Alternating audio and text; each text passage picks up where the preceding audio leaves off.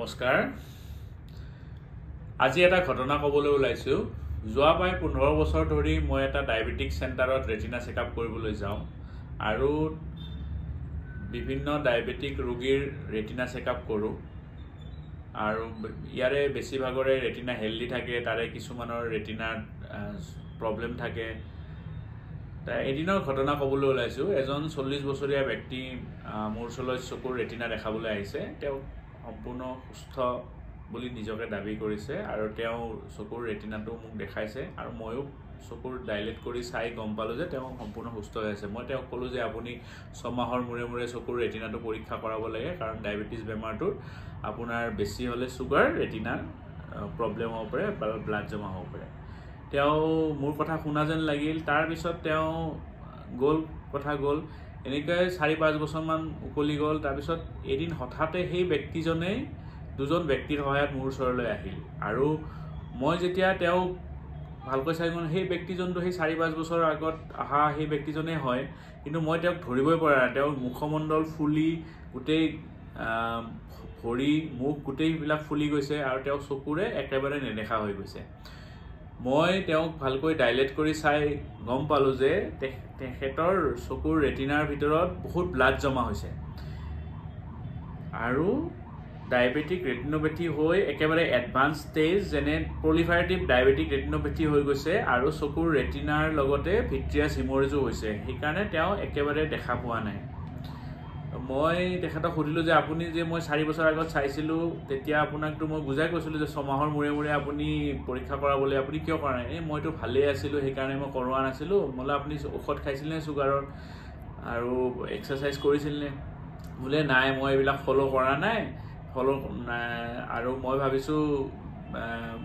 এইবিলাক সময়ৰ লগত ঠিক হৈ যাব আৰু সেই কাৰণে আজি প্ৰায় 6 মাহ মানৰ পৰা হঠাতে দেখিছো এটা চকুৰি কম দেখা তাৰ এমাহ মান পিছত আৰু ইটো চকুৰেও কম দেখিছো আৰু এতিয়া মই একেবাৰে দেখা নাই তো এই কথাটোৱে মোৰ মনত গভীৰ ৰেখাপাত পেলাইছে আৰু তেতিয়া মই নিজকে ভাবিছো যে মই চাগে এই মানুহজনক ভালকে বুজাব পৰা নাই যে তেওঁ নিজৰ চকুটো 6 মাহৰ মূৰে কিয় পৰীক্ষা কৰাব লাগে তেওঁ সুগাৰৰ ঔষধ কিয় ৰেগুলাৰ খাব লাগে তাৰ উপৰি লগতে ফিজিক্যাল এক্সাৰসাইজ কিয় কৰিব লাগে সেই সম্পৰ্কে চাগে মই বুজাব পৰা নাই কিন্তু আসলে তেনেকুৱা নহয় মই তেখেতক ভালকৈ বুজাই দিছিলো তেখেতে অকমান অৱহেলা কৰিলে ট্ৰিটমেন্ট অৱহেলা কৰাৰ ফলত আজি তেওঁ এনষ্টেজ ৰিনেল ডিজিজ এনষ্টেজ কিডনি ডিজিজত ভুগি আছে আৰু চকুৰ ৰেটিনাত প্ৰলিফাৰেটিভ ডায়াবেটিক ৰেটিনোপেথি হৈছে যাৰ ফলত তেওঁৰ দেখাটো একেবাৰে কমি গৈছে এতিয়া আমি যিমান চেষ্টা কৰিলো তেখেতৰ 4-5 বছৰ আগতে তেখেতৰ যিমান ভিছন আছে হেতু ঘূৰি নাহিব তেখেতক অলৰেডি আমি এডভান্স ট্ৰিটমেন্টৰ কাৰণে বাহিৰত পঠিয়াইছো কিন্তু তথাপিও তেখেতৰ অৰিজিনেল ভিছনটো ঘূৰি নাহিল তো ইয়াৰ পৰা আমি এটাই নীতি শিক্ষা ল'ব পাৰো যে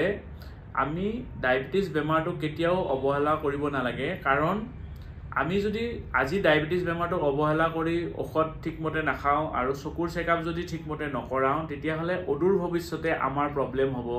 আৰু তেতিয়া আমি যিমান পইচা দিলেও আজিৰ ভিছনটো ঘূৰি নাহিব হেহে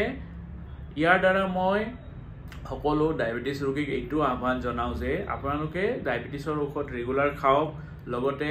এক্সাৰসাইজ কৰক ডায়েট কন্ট্ৰোল কৰক আৰু প্ৰতি 6 মাহৰ মূৰত চকুৰ ৰেটিনা চেকআপ কৰিবলৈ আহক আপোনালোকৰ একো সিম্পটম নাথাকিবও পাৰে কিন্তু আপোনালোকে যদি চকুৰ ৰেটিনা চেকআপটো 6 মাহৰ মূৰে কৰে তেতিয়া হলে আপোনালোকে ভৱিষ্যতে হ'ব পৰা অন্ধতাৰ পৰা নিজকে ৰক্ষা কৰিব পাৰিব গতিকে এইখিনিয়ে মই সমাজৰ সকলো শ্ৰেণীৰ লোকৰ প্ৰতি আহ্বান যে যিবিলাক মানুহে এই কথাটো বুজে তেওঁলোকেতো নিজে আহিব কিন্তু যিবিলাক মানুহে এইবিলাক নুবুজে তেওঁলোককো যাতে আমি সচেতন কৰো যাতে তেওঁলোকে সময়মতে আহি পেলাই ডায়াবেটিসৰ ঔষধ খায় ডায়াবেটিস সময়মতে চেকআপ কৰে আৰু লগতে চকু চিকিৎসক এজনক লগ ধৰি ডাইলেটেড ফান্ডাস এক্সামিনেশন কৰি চকুৰ ৰেটিনাটো ঠিকে আছে নে নাই এটো চাই গতিকে আজিৰ মেছেজটো হ'ল যে আমি ডায়াবেটিস বেমাৰটো সদায় কন্ট্ৰোলত ৰাখিব লাগে সময়মতে ঔষধ খাব লাগে ফিজিক্যাল এক্সাৰসাইজ ৰেগুলাৰ কৰিব লাগে, ডায়েট কন্ট্ৰোল কৰিব লাগে, ডায়েবেটিছৰ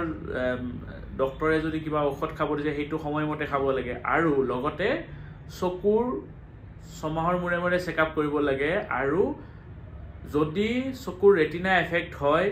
সাইমালটেনিয়াছলি আপোনাৰ কিডনি ফাংচন টেষ্টটো টেষ্ট কৰাব লাগে, কাৰণ বহুত সময় দেখা যায় যে চকুৰ ৰেটিনা যেতিয়াই এফেক্ট হয় সেই একে সময়তে আপোনাৰ চকুৰ লগতে কিডনিটো এফেক্ট হয়। গতিকে আপোনাৰ ক্ৰিয়েটিনিন লেভেল ঠিকে আছে নে সেইটো আপোনালোকে চাব লাগে, আৰু যদি ঠিকে নাথাকে তেতিয়াহ'লে এজন কিডনি স্পেচিয়েলিষ্টৰ ওচৰত আপোনালোকে নিজৰ কিডনিটো পৰীক্ষা কৰাব লাগে।